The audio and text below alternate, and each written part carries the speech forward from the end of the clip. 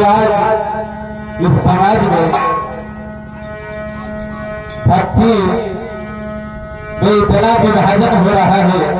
अगर सही रूप से पूछा जाए, प्रशासन हटा दिया जाए तो मुसलमान हिंदुओं का मत हो जाए, और मुसलमानों को अगर छूट दे दी जाए तो मंदिर जा देंगे, और हिंदुओं को छूट दे दी जाए तो मस्जिद जा देंगे।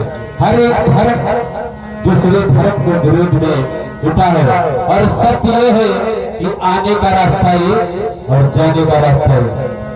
इस संसार से जब हम लोग जाएंगे तो एक ही रास्ते से जाएंगे, और आए हैं तो एक ही रास्ते से आए हैं। इसलिए किसी कवि ने कहा है, हरे सब करे खोनावा ये कहीं में हो, सब करे खोनावा ये कहीं में हो, भरा माया लगा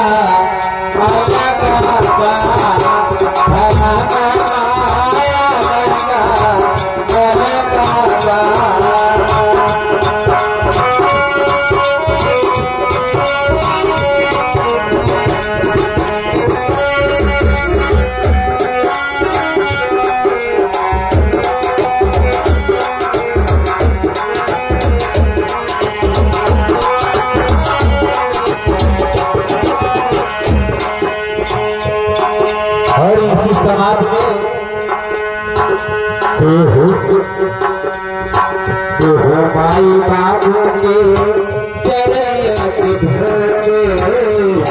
माई बाबू के।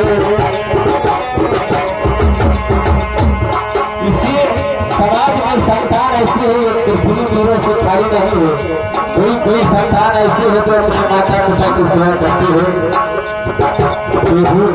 माई के चरण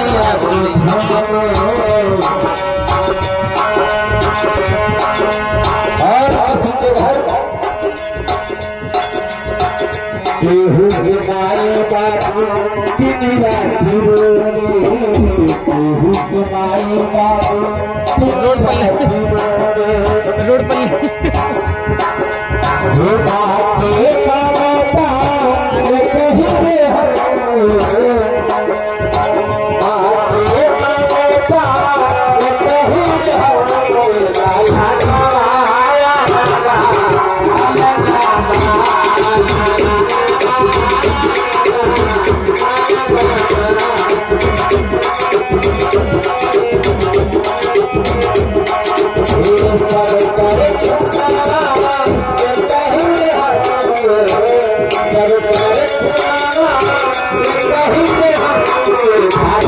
Bye.